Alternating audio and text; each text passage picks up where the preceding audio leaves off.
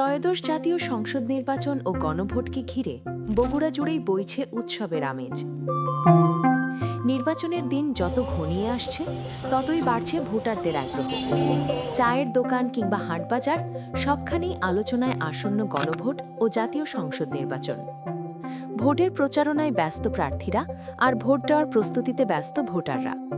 জাতীয় নির্বাচন নিয়ে ভোটারদের আগ্রহ থাকলেও গণভোট বিষয়ে সাধারণ মানুষের মধ্যে রয়েছে নানা প্রশ্ন। আমাদের যে গণভোটের আয়োজন এই বিষয়টা আরো বেশি পরিষ্কার হওয়া দরকার। গণভোটের বিষয়বস্তু ও গুরুত্ব সম্পর্কে পর্যাপ্ত তথ্য পৌঁছানোর জন্য সরকার বিভিন্ন উদ্যোগ গ্রহণ করেছে। এ নিয়ে অনেকেই বলছেন, আমার কাছে মনে হয় এটা ম্যাসিভ আকারে আসলে প্রচারণা চালানো আরও দরকার। ভোটারদের ভোট দেওয়ার আগ্রহকে বাস্তবে রূপ দেওয়ার জন্য এবং নির্বাচনকে সুষ্ঠু ও শান্তিপূর্ণ করতে মাঠে থাকছে আইন শৃঙ্খলা রক্ষাকারী বাহিনী।